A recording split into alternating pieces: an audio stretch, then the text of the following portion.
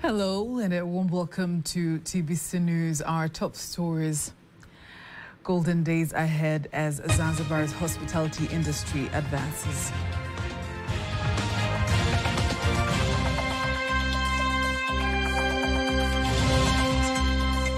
Kariakor International Market 24-hour operations at hand.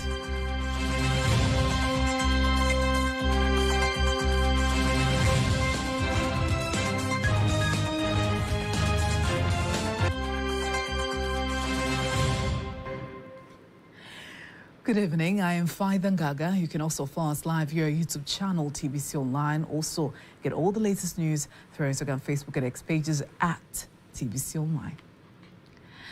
President Samia Suluhu Hassan says her government will continue to enhance business climate to boost investments in Zanzibar so as to improve the island's economy and its people. Carol Emaleo has more. President Samia made the assurance during the official opening of the 5-star International Tourist Hotel on the small Bawe Island, Zanzibar. An investment valued at over 42 million USD, approximately 100.8 billion, insisting that such investments are a part of the government efforts to stimulate economic activities and hence improve people's lives. Serikali yetu imedhamiria kufanya mambo mengi ambayo pamoja na utalii. Our government has decided to do a number of things so as to bring sustainable development. The first thing is investments in ports such as Malindi Container and Cargo Port, Maruhubi Dry Port, container ports in Fumba and Pemba region, new modern passenger and cargo port in Maruhubi Mpigeduri, and in infrastructures to unload oil and gas in Mangapwani, so as to strengthen the sustainable economy through ports and blue economy. On the other hand, the president of Zanzibar and chairman of the Revolutionary Council, Dr. Hussein Ali Mwinyi, directs all investors who have been granted investment areas in various Zanzibar's islets to commence the investments projects or face repercussions, including revocation of their rights to the areas. Tamko. I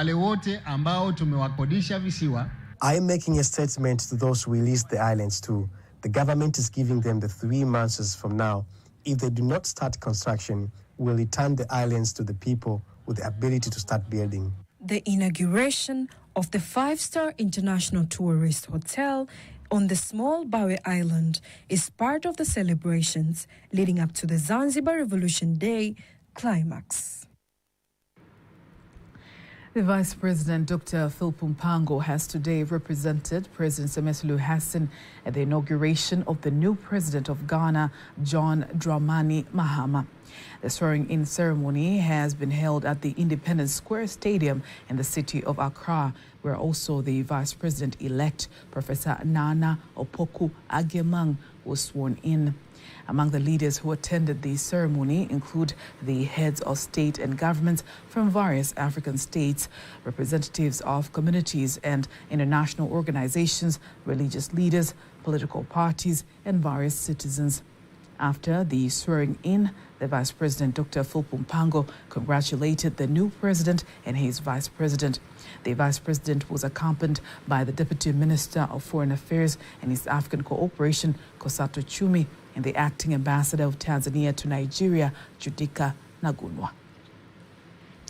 In other news, Dar es Salaam Regional Commissioner's Office plans to launch Kariakor International Market 24-hour business operation this month.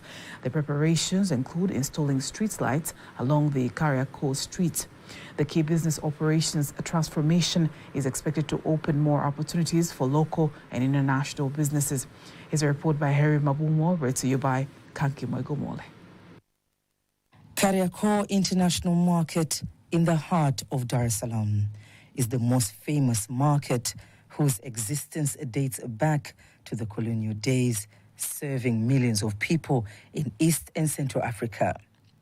The market has experienced consistent improvements that have been made during respective terms, making it an important economic area.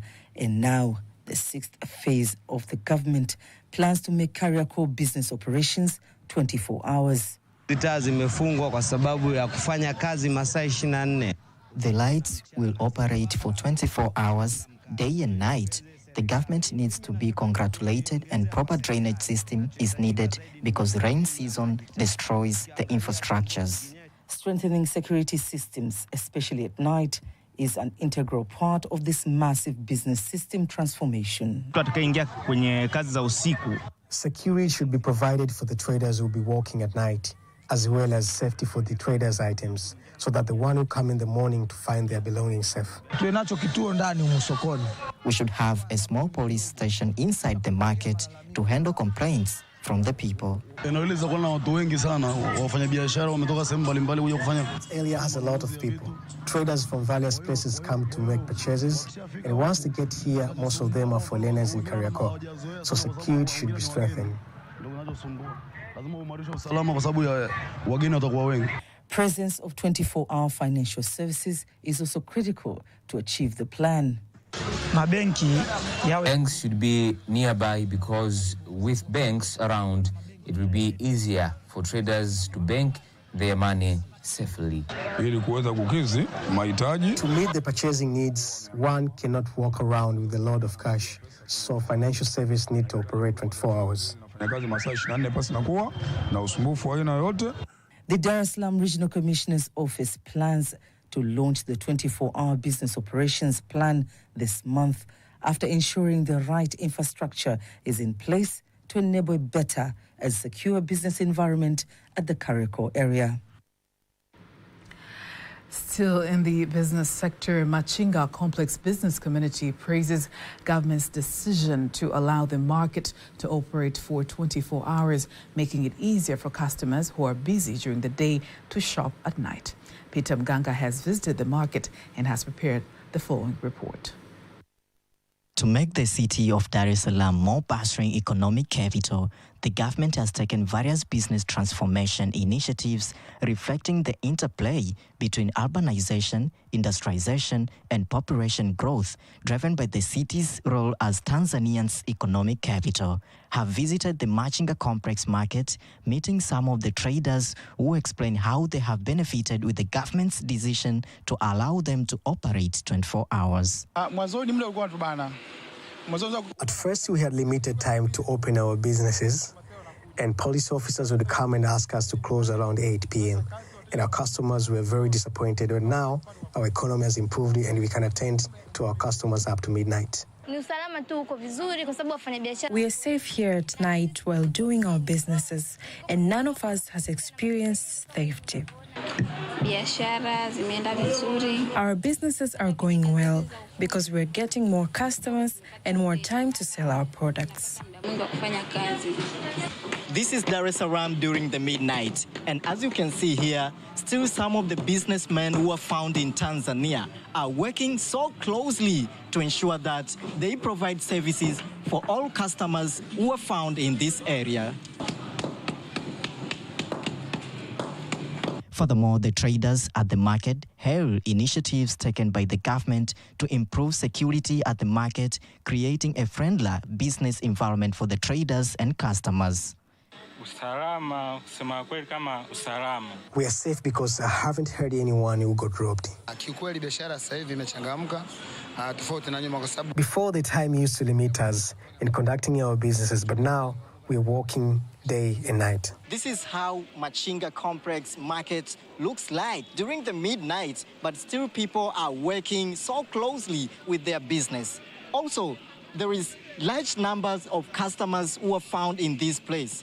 This is all about massive reforms of business sector in Tanzania. It's all about 24 hours of working, especially for all businessmen who are found in this area.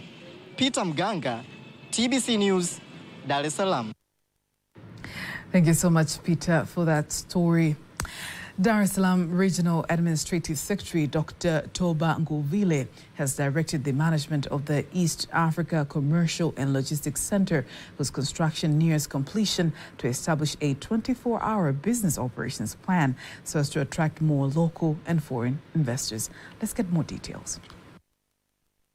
Dr. Nguvile gave the directive during his visit to inspect the development projects being implemented in the Ubungo municipality, where, among other things, he expressed his satisfaction with the implementation of the project, urging Tanzanians to maximize business opportunities to be eventually created by the center. Yes, you know, you are going to start operating 24 hours Kariako, 24 hours Bunju, 24 hours Mwenge, and some other places. Why not this center?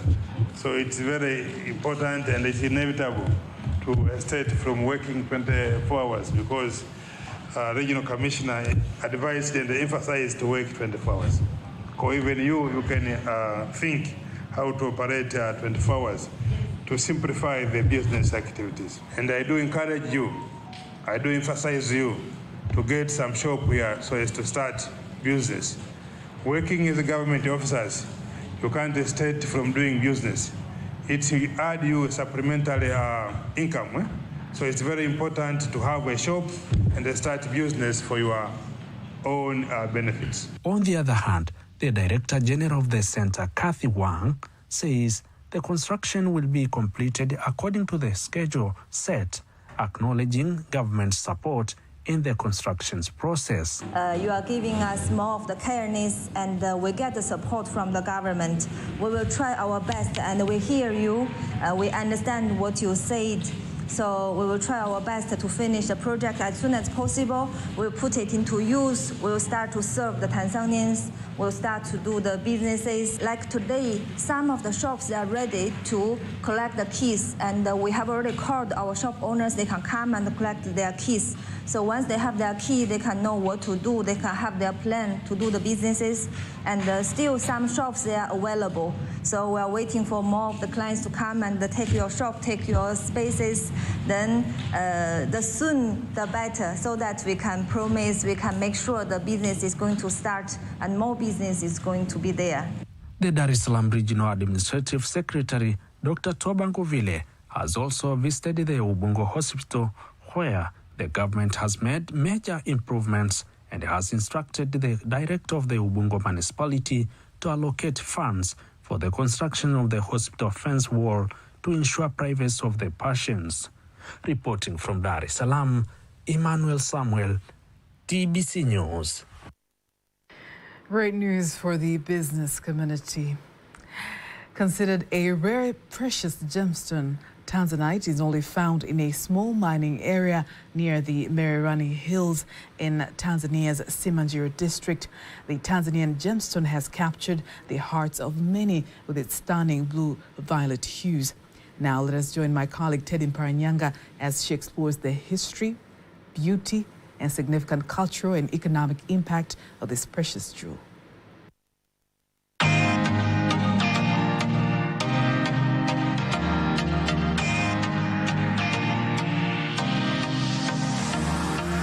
Tanzanite is a variety of the mineral zoisite colored by traces of vanadium. Its unique formation is believed to be the result of metamorphic processes occurring over millions of years, making it not only a marvel of nature, but also one of the rarest gemstones on Earth, found exclusively in Tanzania. Some may ask why there are color variations in Tanzanite gemstones. So what gives it what brings the difference is that the color-giving element for Tanzanite, as I said earlier, is vanadium and chromium. That gives it the blue and the violet color respectively. So the fancy Tanzanite likes the vanadium and chromium to give them the blue and the violet color. So it tends to be like a little disability. Like in human beings, when you lack a skin pigment color, you look different in albinism. But then we still all bleed red, we are all humans. Their chemical composition is still Tanzanite, but they look different in terms of their colors because they don't have vanadium and chromium, so they just look different. So we call that fancy because they look fancier. They don't have one color. Yeah. Tanzanite holds profound significance both culturally and economically. For the local Tanzanian communities, it symbolizes a connection to their land and heritage. Its discovery has fostered economic opportunities, creating jobs in mining, crafting, and tourism. The gemstone has also gained popularity in the global market, often seen as a symbol of luxury and elegance. From its remarkable discovery to its growing significance in the global market, Tanzanite is more than just a gemstone. It is a symbol of beauty, rarity, and the enduring spirit of the land from which it originates. As we continue to admire its brilliance, let us also honor the stories and communities intertwined with this extraordinary gem.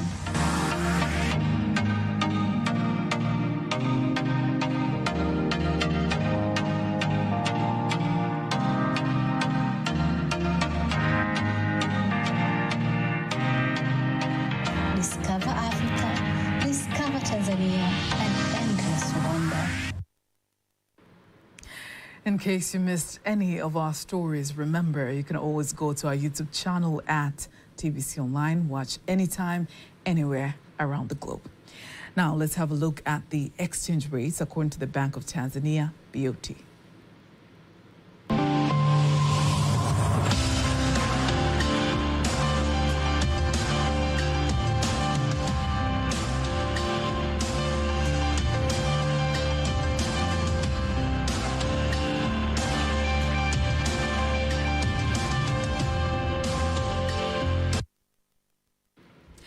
Do not miss TBC News every weekday to know all the latest in exchange rates. Time now for all the latest in international news.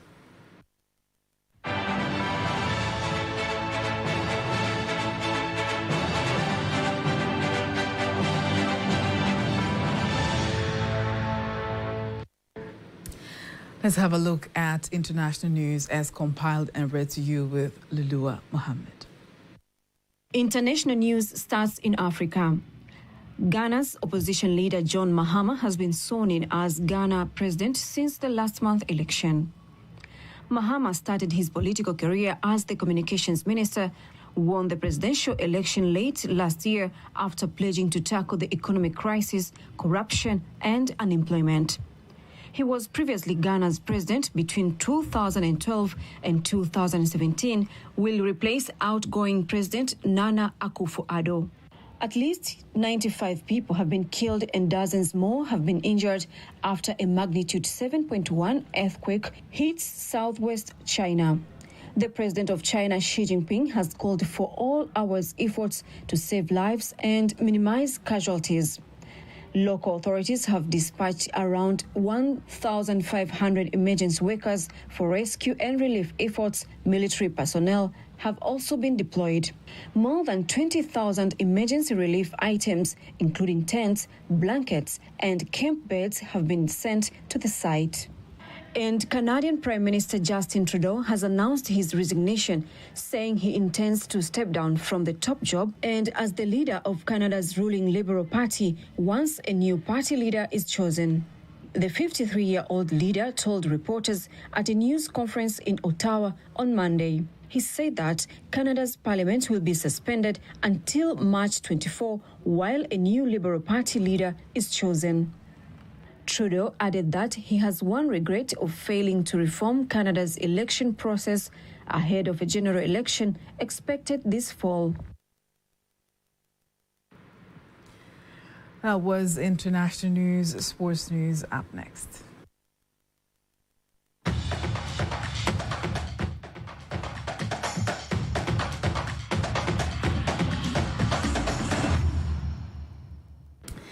In sports news, youth players have been urged to integrate football and computer studies, especially coding, that will facilitate them to make football video games and advertisements.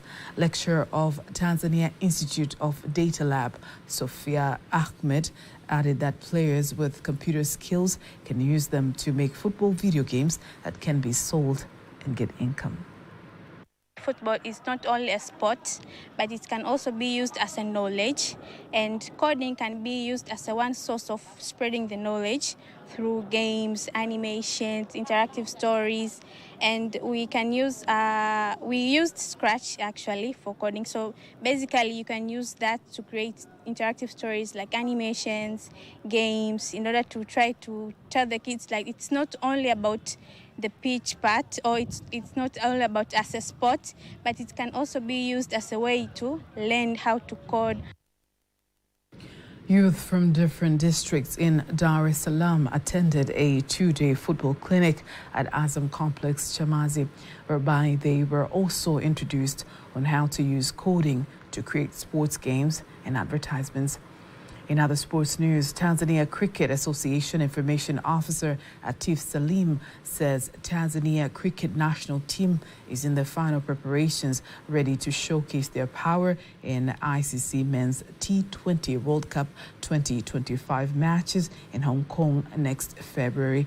Salim added that players are working hard as well as playing friendly matches, and they have shown that they are ready mentally and physically for the competition. The preparations that we have done so far are very satisfying, and in the sense that we have started just the time we came back from Uganda in November.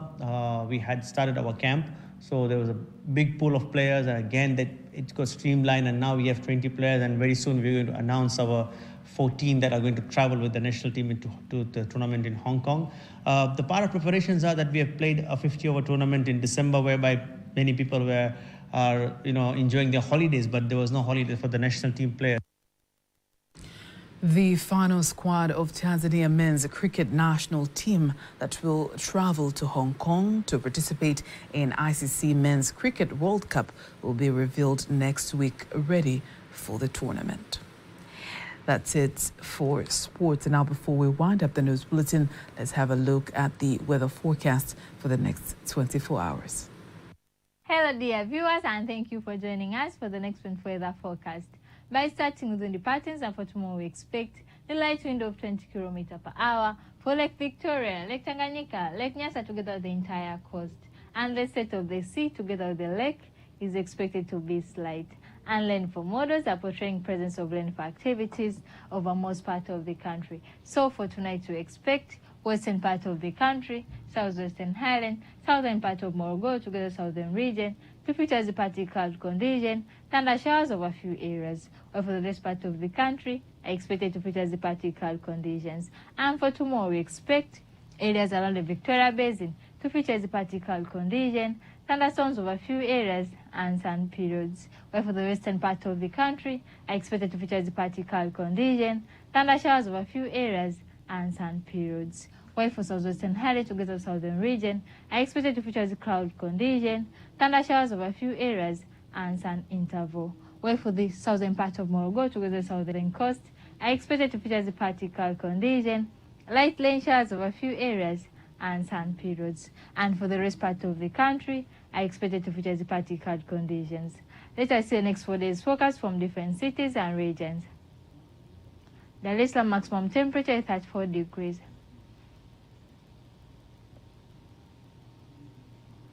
Dodoma rain showers and light rain are expected and maximum temperature is 28 degrees. Mbeya rain showers are expected and maximum temperature is 27 degrees. Mwanza thunder showers are expected and maximum temperature is 28 degrees. Kilimanjaro sun period and light rain are expected and maximum temperature is 30 degrees. Morogoro sun period and light rain are expected and maximum temperature is 32 degrees. Arusha sun period and light rain are expected and maximum temperature is 26 degrees. I'm Rebecca William from Tanzania Meteorological Authority. Thank you and have a good night. And that marks the end of the news bulletin for tonight. Do not miss our next bulletin in Kiswahili at 11 p.m. On behalf of the whole team, I am Faitha Ngaga. Good night.